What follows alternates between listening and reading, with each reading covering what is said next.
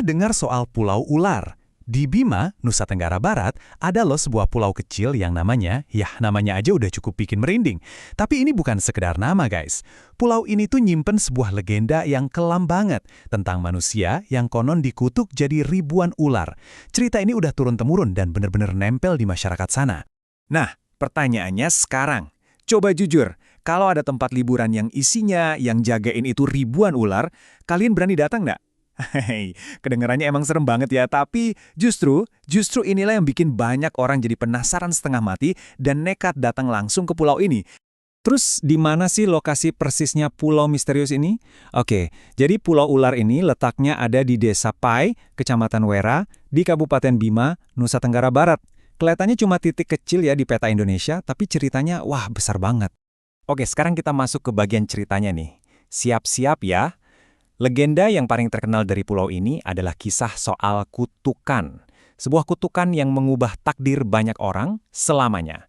Dan ini bukan dongeng biasa loh, ini tuh udah jadi bagian dari sejarah lisan masyarakat Bima. Jadi ceritanya gini, dulu banget konon terjadi pertempuran yang dahsyat di lautan. Yang perang ini bukan main-main, kerajaan Bima melawan kerajaan Flores. Dua kekuatan besar saling beradu, dan di tengah-tengah amuk perang itulah takdir pulau ini mulai terbentuk. Nah, puncaknya pertempuran itu adalah waktu Raja Indra Kumala dari kerajaan Bima murka besar. Pas ngelihat kapal musuh dari Flores, amarahnya udah nggak kebendung lagi. Sampai akhirnya, sang raja mengeluarkan sumpah yang dahsyat. Sebuah kutukan yang bakal mengubah lautan itu untuk selamanya. Dan disinilah momen paling pentingnya. Dengan semua kesaktiannya, sang raja mengutuk kapal musuh itu jadi batu. Ya, beneran jadi batu. Kapal perang yang tadinya megah itu seketika membatu. Dan dari situlah terbentuk daratan baru yang sekarang kita kenal sebagai Pulau Ular. Tapi, ceritanya nggak berhenti di situ. Kutukannya nggak cuma buat kapalnya. Nasib para awak kapalnya jauh lebih tragis, lebih ngendes lagi. Mereka semua dikutuk jadi ular laut. Bayangin, mereka ditakdirkan buat menghuni pulau batu jelmaan kapal mereka itu selamanya. Merekalah yang dipercaya sebagai penghuni pertama dan abadi pulau ini. Dan ceritanya jadi makin seru lagi nih. Kata orang-orang di sana, ular-ular ini tuh nggak bisa dibawa keluar dari pulau. Kalaupun ada yang nekat ngambil, ularnya itu katanya bakal mati atau, anehnya, bisa balik lagi sendiri ke pulau. Malah, ada 2 pohon Kamboja yang tumbuh di sana, itu dipercaya sebagai jelmaan tiang kapal yang dikutuk itu. Keren banget kan ceritanya? Oke.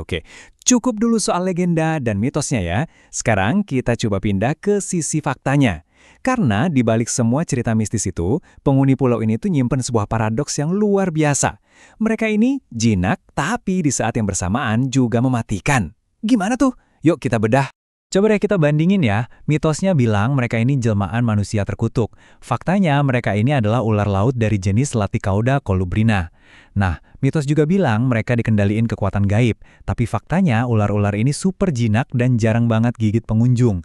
Tapi, nah ini dia paradoksnya. Walaupun jinak banget, mereka punya bisa neurotoksin yang katanya berkali-kali lipat lebih kuat dari kobra. Bisa fatal buat manusia cuma dalam hitungan menit. Gila kan? Benar-benar jinak tapi mematikan. Nah, setelah dengar 2 sisi cerita ini, mitos kutukan yang seru sama fakta ilmiah yang bikin kaget, kalian jadi lebih percaya yang mana nih? Ini beneran legenda nyata atau cuma sekedar cerita rakyat yang keren aja? Coba deh share pendapat kalian di kolom komentar ya. Kayaknya seru nih kalau kita diskusi bareng. Oke, kita geser dulu ya dari soal ular dan legendanya. Soalnya, jangan salah sangka, Pulau Ular ini ternyata bukan cuma soal misteri dan hal-hal yang bikin merinding. Pulau ini juga nyimpan pesona alam yang, wow, indah banget. Ini beneran destinasi ekowisata yang punya potensi besar. Tapi jangan bayangin pulaunya gede ya. Luasnya itu cuma sekitar 800 meter persegi. Kecil banget. Tapi justru di area yang sekecil ini, keindahan yang ditawarin itu bener-bener padat dan bikin takjub. Ini bukti nyata kalau hal-hal hebat itu emang bisa datang dalam paket yang kecil. Wah, lihat aja deh apa aja yang bisa kalian temuin di sini. Pasir putihnya bersih, air lautnya jernih banget. Terus formasi bebatuan karangnya itu unik-unik. Nah, buat yang suka nyelam, bawah lautnya itu surga. Penuh sama terumbu karang, ikan tropis warna-warni, bahkan penyu juga sering mampir loh. Yang paling unik ada mata air tawar namanya Oichaba yang muncul di pesisir pas air laut lagi surut. Ajaib kan? Gimana? Jadi makin penasaran kan buat ngebuktiin sendiri legendanya sambil nikmatin alamnya yang indah? Tenang aja, walaupun kedengarannya kayak terpencil gitu, perjalanan ke Pulau Ular ini sebenarnya cukup jelas dan gampang kok direncanain. Sini, aku kasih tahu rutenya ya. Pertama, dari Terminal Dara di Bima, kalian bisa naik bus ke Terminal Tawali. Itu kira-kira 1,5 jam perjalanan. Habis itu, lanjut lagi jalan darat sekitar 1 jam buat sampai ke Desa Pai.